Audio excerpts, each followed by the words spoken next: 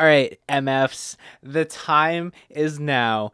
Issue 3 has now arrived, and your boy, Freddy Savage, is about to bring forth the adventures of our beloved babyface. Last issue, we followed Edward as he snuck around like the sneaky boy he is, as he had his suspicions confirmed on his company being in on some shady dealings, and also some shady people being in on it as well. Through his top of the line detective work, he uncovers more of what goes on behind the scenes at his place of employment and also down at New Beginnings as he witnesses Mr. June get completely eviscerated by an unknown monster from the depths of Higgins's lair. We ended on a cliffhanger as Higgins confronts June's daughter at the train station as she is trying to flee Gotham, waiting for her father, who unfortunately isn't going to show. That brings us to issue number 3, as I feel like we're about to be in for one wild ride. Let's dive in. We open up to a letter being sent to the police commissioner at the GCPD. The back of the letter reads urgent evidence with a flash drive taped to the back of it, most likely with the security camera footage from last issue. Scared for my life, Edward thinks to himself, can hardly breathe, as the unknown figure who slipped the envelope on the desk quietly tries to slip out of the station undetected. Nope, busted. Hey you! The behind the cop counter exclaims as he asks, what is this? As you can't just leave things on top of the desk like that. The guy says how he is just a delivery guy and doesn't know what's inside of it. He was just hired to drop it off there. He goes on to say that some guy named Patrick Parker put him up to the job. If you remember from the movie, when Babyface goes and gets himself arrested, Patrick Parker is on the second piece of ID he has. So yeah, Babyface be on his bullshit. You're risking your life, Edward thinks to himself as he creeps from afar, making sure that the guy he hired successfully gets the job done. Just breathe, Edward, he thinks to himself as we catch up with him at work, being a responsible human being. Stone approaches and lets Babyface know he was expecting him to have found something on the Wayne account by now, insinuating he might be slacking a little bit. He knows, he thinks to himself, all paranoid that the jig is up and all the shady and weird things he has been up to have been found out. On the verge of pissing his pants again from the anxiety, he holds it in with his bladder of steel and carries along the conversation. Like what, sir? Oh, nothing in particular. I have a client who is skeptical of Wayne Enterprises, so do let me know if you find something worth looking into. Yes, sir, I will. Babyface sits there with a smile on his face and thinks to himself how he knows what he did by him getting June killed. Good boy, Stone replies as he tosses him a dog bone for his efforts. He's watching you, Edward, but he doesn't know you're watching him. As we now get the Chapter 3 title card, it tells us how alive Babyface is feeling, digging into all of the corruption that is, how it draws him in, but at the same time how scared and fearful he is from the horrors that lie within the wonderful and peaceful Gotham City. Babyface be creeping at the animal rescue, hidden completely behind some steel beams in the broadest of daylight, totally invisible as he stalks his prey, taking a page directly out of the book of Joe Goldberg, someone who Edward very much looks up to and admires. The cops approach. Edward perks up, thinking that June's jig is up, but to his surprise, they end up driving by, not stopping at the rescue. Why aren't they stopping? He thinks to himself, confused as to if the GCPD actually got a hold of his evidence. Edward pulls out his phone to peer in on the rescue's cameras. There's a woman there. It's June's daughter? Why is she there? What is she doing? What did Higgins say to her after the end of the last issue? Has she been forced to take his place? Higgins enters the frame and hands her a yellow package. Most likely drops. Miss June takes it and looks around. She's scared. The police must come soon, Edward thinks, as there's a scree. The world changes and morphs to Edward's distorted perception of reality. I see danger around every corner. Can't hold this alone much longer. Need help. He is surrounded by the scum of the city as they manifest into their true forms. Monsters. They're everywhere. The city is full of them. The city is what made them. No one stays pure in Gotham. We are now at Babyface's crib. An oddly familiar yet mysterious voice emerges from the shadows. Diseased the entire population. Excuse me? It's Mr. Mystery, smoking his cigarette, yet again shrouded within an endless array of smoke and mystery. The rat population. There's a disease spreading through them. They're turning up dead in the streets all over the city. Edward the Rat. Cage 3H. Yikes, Edward thinks. Excuse me? How did you know my name? He asks Mr. Mystery as he flicks his cigarette. He is nothing but a silhouette with no distinguishable features, since he lurks within the shadows, using his surroundings as a smokescreen to further conceal his identity. Babyface panics, naturally, lets out a whole lot of nopes, since I'm kind of figuring this guy is like a PI at this point, maybe hired by Stone, probably not, maybe, who knows, sent to investigate our boy, as it is now known that Mr. Mystery is aware of all the sneaky little things our sneaky little boy's been up to, since he calls him out for it, even mentioning the apartment he lives in, 3H, referring to it as his cage. Edward nopes himself all the way up to his rat cage and locks the door in panic.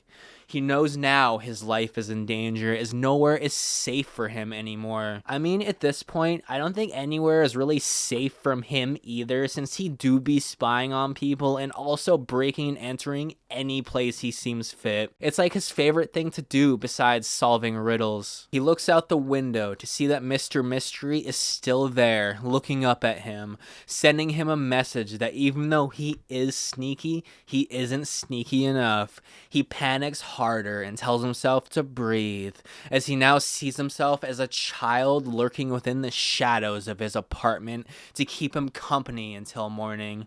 Nothing out of the ordinary here, just another day in the life of Edward Nashton, the most sane person in the city.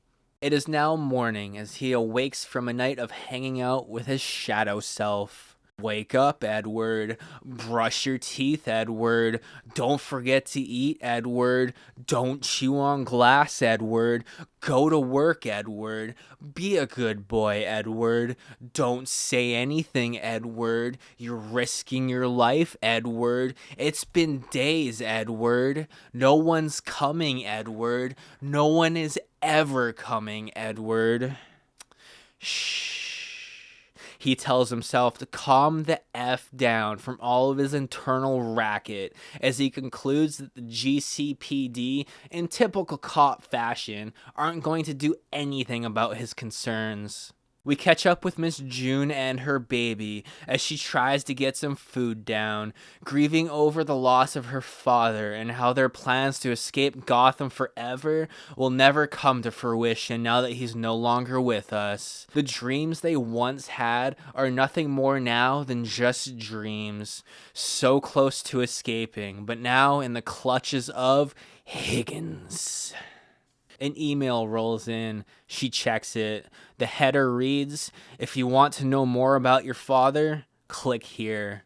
Miss June has to catch her breath for a sec as this throws her off. She clicks. A green chat opens. Her curiosity peaks.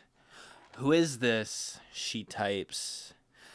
"I cannot say, but don't worry. I saw what happened to your father. I've informed the police." "The police? But they won't do anything." "Why not?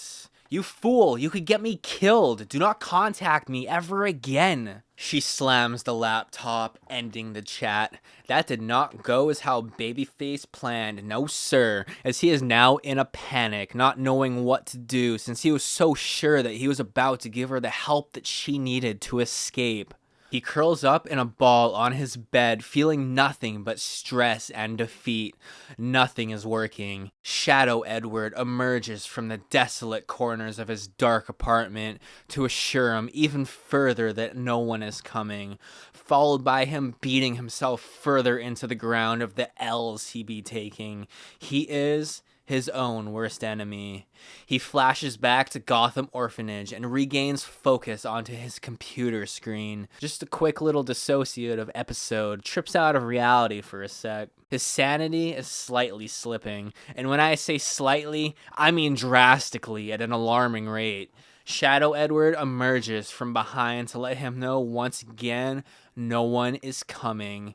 So what are you gonna do about it?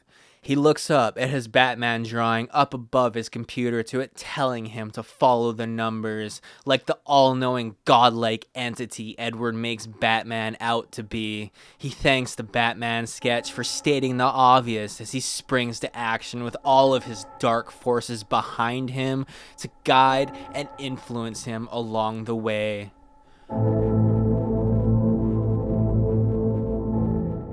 We follow him to Waterfront Industries.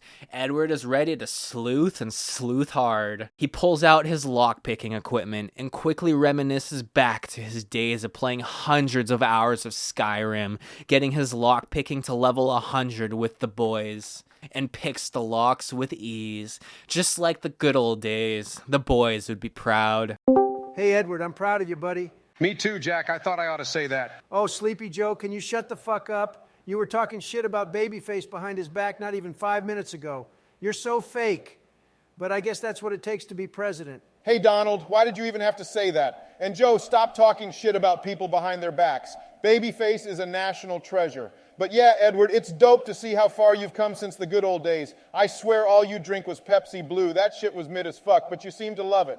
I thought you were crazy for spending all your time picking locks when we were out fighting dragons, but somehow it's paying off. Dream big, my friend. Barack, you mean when I was killing dragons, you skill issue bastard? You were too busy getting killed while Joe was probably off sleeping somewhere. Donald, they're called quests. Skyrim isn't just about killing dragons. There's so much rich lore to dive into and get lost in. How dense are you? Boys, this call is about Edward, not you tearing each other's throats out. Why do you always have to do this? I gotta admit, I do admire your respect to the Lord, Joe. It seems to be the only thing you can manage to remember. Stop always trying to be the chill one when I know about your hard-on for bombing kids in other countries, Obama. Edward, my boy, I ought to make you my VP when I win in 2024. I know you have it in you, your sharp intellect tied alongside with committing crimes and getting away with it while just overall harboring the weirdest energy. You're perfect. Trump, why don't you stop sucking Edward's dick so hard it's making you look soft? You geriatric bag of bones, it's called business. What do you even know about business? What the fuck are you even talking about, Donald? Hey, boys, I think we're missing the point here and getting too off topic. Edward, you sick fuck, keep it real. It ain't the same gaming without you. I'm going to get Jill to pick up some Pepsi Blue and drink one in your name later. But anyways, I'm out. Zelensky wants me to join his private server. I'm starting to get sick of this guy. All he does is ask for shit. Biden out. Have a good one, buddy. Tell Volodymyr he's an incompetent bitch for me. Don't forget Magic. The Gathering is tomorrow at my place. Melania bought me a new deck I've been eager to play. I'm stoked to see the deck, Donald. See you then. He is now in. He discovers that Waterfront Industries is indeed a front and wonders the last time someone had set foot inside this long ago abandoned building. Babyface discovers some police tape and wonders what happened here. Things are starting to look a little weirder than expected. Upon doing some deep sneaking, we see Batman watching him through the window. Edward notices and is startled, then curiously approaches the Dark Knight. He is now right in front of him. Finally, he thinks to himself, him and Batman together in the same room, alone. What are the odds? Almost too good to be true. Batman looks him dead in the eyes, not breaking eye contact. Edward gets closer, but he could be closer. He touches the glass, and just like that, he disappears. Where are you? he wonders, as he would very much appreciate Batman's help at this very instance, also clarifying that this was all in his mind, further pushing forward that Babyface has lost his goddamn mind. Edward pulls out some files. Stone works for Falcone, but Maroney used to run Waterfront Industries, which means Maroney was repped by KTMJ.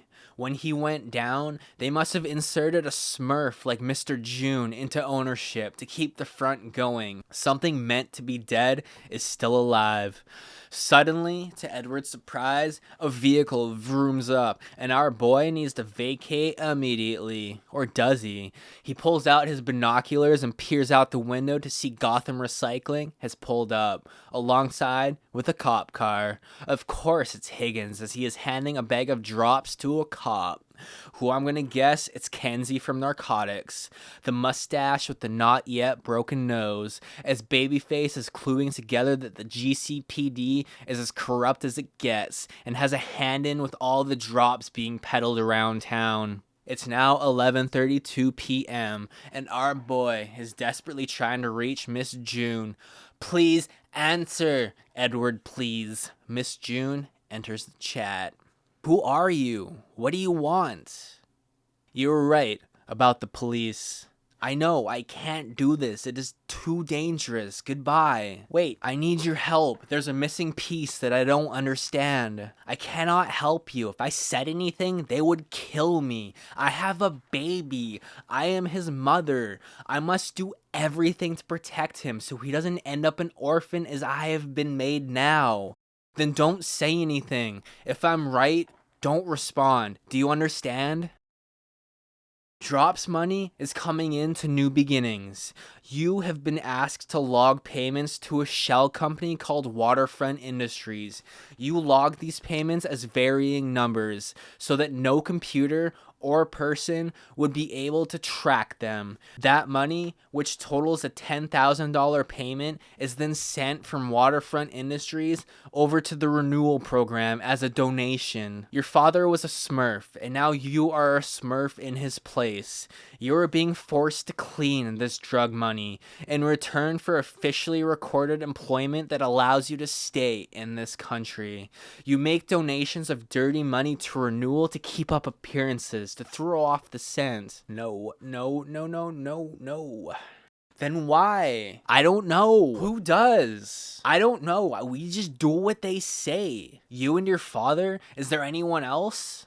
There are many of us. There are many of us who have been forced to work for him, to have a job, to keep our leases, to keep our housing. Forced to work for who? I have said too much. I have to go. Do not contact me ever again. Next time I will not respond. Miss June slams her laptop closed as Edward has left in silence to process everything he has now learned.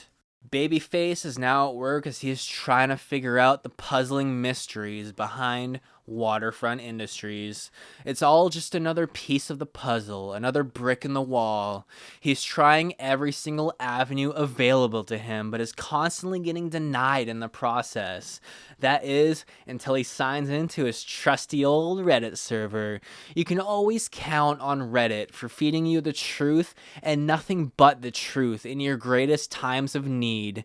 He finds a thread, and the reliant and noble people let him know that the CIA owns Waterfront, and also to try the county clerk's office for further details. He takes this information, trusts it, and runs with it so hard that he is now suddenly inside the county clerk's office. It's magic, really. Edward has broken into so many offices at this point that it is now second nature to him. He doesn't even try anymore. It's almost as if the universe himself has infused him with all of the power to do so. All he wants to do is be world's second greatest detective alongside Batman himself as number one, to be his Robin, but without all the physical responsibilities and thug beatdowns that the role brings.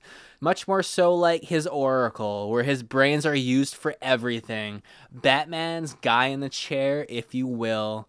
Man, if Ridley wasn't so mentally disturbed and constantly down bad in his own shit all of the time, he would actually slay that role pretty well. In another universe. Turns out, after the Maroney bust, the government seized his property and put it under renewal, that dirty fund. Redevelopment for lower income housing, to bring new businesses to Tri-Corner, to make public parks on the waterfront. This was the promise that they made. It's been 10 years. Nothing. So much for promises. The rich and the criminal legally hiding behind a corporate facade so that they could buy up property, a safe place to hide their money or to run it through. It drives the housing market up, marking the rent unaffordable to us lowly citizens. The tools of the rich are the tools of the criminals, protected by the system, the ultimate tool they can hide behind, legally hidden.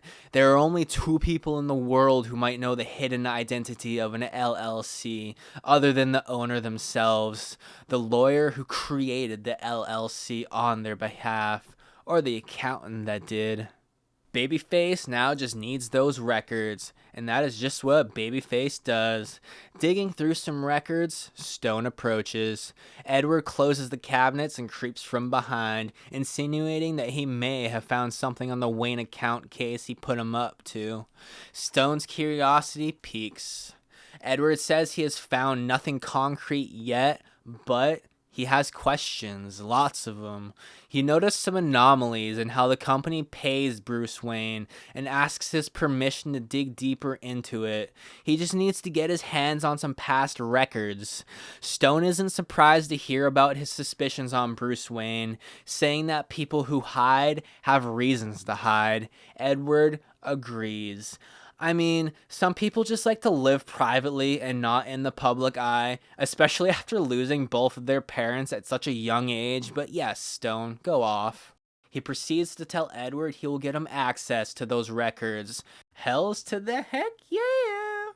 The records are delivered to our boy as Zach makes his first appearance of the issue by saying, "Whoa, Rain Man, making it rain, man," as Edward pays him no mind as he rolls his eyes at the sheer audacity of Zach just existing, as he fantasizes about all of the ways he can make him disappear, just like that. So he can take Zach's office, make it his own, and never have to deal with him and his shit ever again. I mean, yeah, same. Edward is thankful that everything he needs is in physical form, as his company, which happens to be Gotham's oldest and most reputable accounting firm, still does everything by hand as opposed to having everything be digital, meaning he can essentially get his dirty little hands on pretty much anything he wants. All the records he's in pursuit of are held at Gotham Mountain Security, the oldest and safest way to store confidential information, stored at an out-of-business copper mine just outside of the city. Babyface starts to wonder why that is, as he asks the users of the server their opinions. Cholo lets him know that that's where Thomas Wayne's body is cryogenically frozen, where he's presumably been Walt Disney'd, and that he and Amadeus Arkham are controlling the city together. Seems legit. Also, that is apparently where they put the mind-controlling fluoride in the water that rots our brains and calcifies our pineal glands, making us follow along with the slave mind. Also, seems legit. I love Reddit. Everything you read on there is straight facts. You don't even have to think twice about it being true or not. You just know that deep down, it is. Off topic though, I bet the conspiracy theories in Gotham go absolutely hard. Edward is sitting there, hiding in the dark, letting them know that he needs something real, something concrete. He gets a message in the thread stating how it's not all digitized, how he would need someone on the ground. That is when an anonymous nobody reaches out to Edward through an encrypted chat. He opens it. All of the Shadow Edwards show up to see what it's all about. "I have seen you play before. You're good." Smiley face. I see that we both have similar interests. "What do you need to know about Gotham Mountain Security?" I need to get inside. "Why?" Emojis. "I see. I lost my brother to drops. It's how they keep the lower class down." But how can I trust you? "Batman? Batman. I can get you in." Every single Shadow Edward to ever exist emerges from the shadows to help influence him in his tasks. Babyface heads down to Gotham Mountain Security, following the advice of the stranger from the internet. Graveyard shift starts at midnight. Smoke break around 2 a.m. Doors will be left open. I'll loop the cameras then. Take your first left, go down the stairs. Ahead on your right will be a locker room. Locker 8. Change there and take the key card. Take the elevator down to sublevel 3. Memorize map of the floor in advance. KTMJ has the whole floor. Good luck. As our boy follows the orders of the stranger from the internet, he lets out a holy shit at the room full of records as his world gets rocked. There's far too many to go over within one night, as that leads him to go back every night thereafter, as he kinda just loses himself even further in the madness. He wonders if it is Batman who has been guiding him like some kind of holy spirit this entire time. As I am getting this slight assumption, Edward is slowly losing whatever mind he has left at the behemoth of a workload he has bestowed upon himself by going through this entire vault of files. I mean, he really has been losing his mind this entire series, but now it's more. You did this to yourself, babyface. Night blurs into night. Numbers blur into numbers, the ultimate puzzle. A vast network, some kind of payment system, a riddle they thought no one could solve. His sanity is slipping deeper as past memories arise. His mind is beginning to eat itself as he is losing control of it. Edward seriously needs a vacation at this point where he can let go, relieve, and renew himself to come back a refreshed babyface to crack the puzzle once and for all. But we all know he is driving himself far beyond the lines of madness with a one-way ticket to never come back again. All my life, all my dreadful life, I've looked for these answers. Why? Why me? Why was I born into this body? Why was I ever born at all? Edward is now in full existential crisis mode, unable to contain himself any longer, most likely on the brink of finally and fully losing it. Edward, you should crawl into the black hole inside yourself and... Another day to struggle through. I can't make it alone anymore. I need you, Batman. Come to Ridley. Oh my god. I can't do this anymore. And then in that moment, he cracks it as he sees the file that has been placed on top of his desk. KTMJ represents renewal, and that cracks him as we now watch our sad boy laugh maniacally at the realization. All of his co-workers are a little shook and a little off-put by his more crazy than normal behavior. The laughs continue, feeling rather jokerish at this point. It all makes sense, and he wonders how he never saw it before, how he never saw that Gotham's oldest and biggest accounting firm does the city's taxes. They're using renewal to clean their money. They're using renewal to clean their money and make payments through political funds, through charities, to pay people off. It's the whole system. It was all a lie. It was always a lie. All this time I have blamed myself, but I never had a chance. It's not me, it's them. Babyface's mind completely shatters.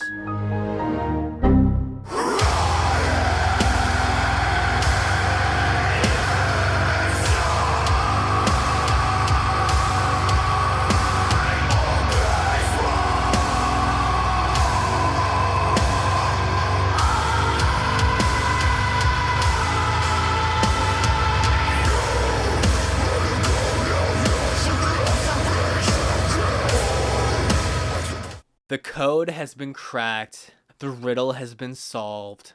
The slight sliver that's been left of Edward's sanity has officially been lost. What he needs to do now is reach out to Batman, and that's just what he does, as he is out there posting notes for him to find. Kinda seems like a prelude to him hiding his Riddler trophies later on, if we're being honest. I bet Batman's gonna absolutely love that. He sees the bat signal light up in the sky, and he jumps for joy, which has been apparently the only joy Edward has felt this entire issue, because my god, he has really been going through it lately. And thinking about where things eventually end up, this might possibly be the last time he has felt pure joy that isn't backed up by his homicidal and psychopathic tendencies.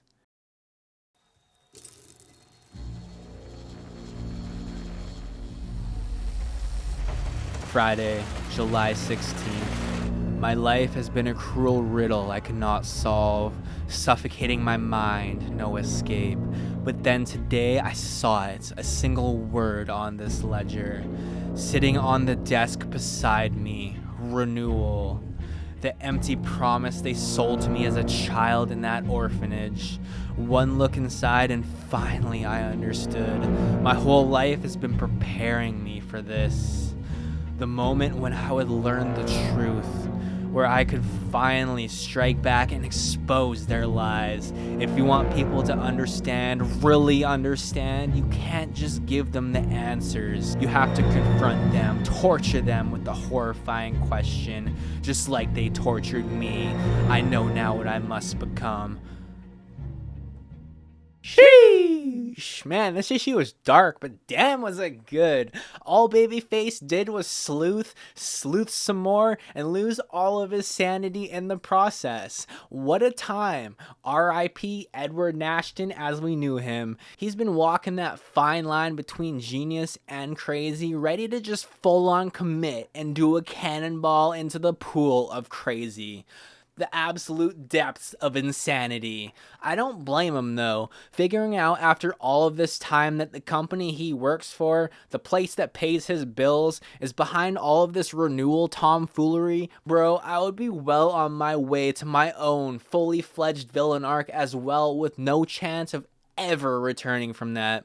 I'm really curious on who Mr. Mystery is, though. All this dude does is just pop in for like 3 panels, spit some facts, and then disappears. Who is he? Is he a PI hired to look into Edward since all he does is radiate sus energy, since his favorite hobby now is breaking and entering and spying on people?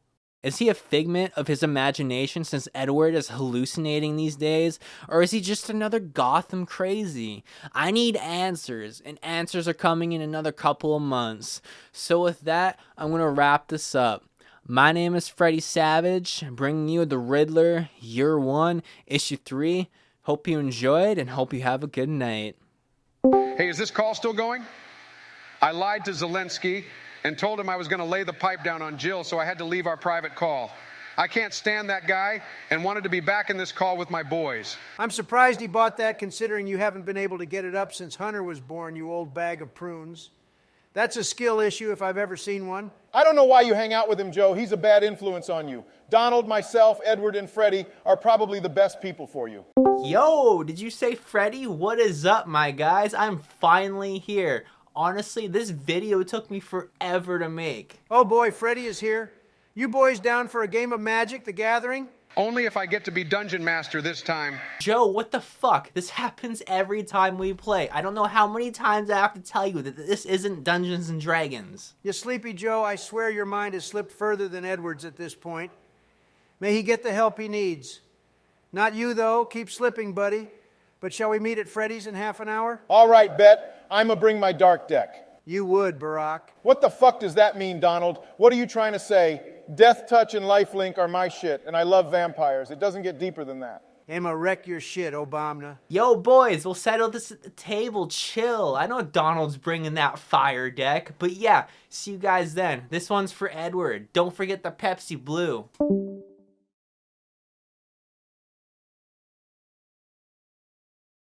Oh shit, I forgot to hit end call. Don't forget to subscribe to Freddy.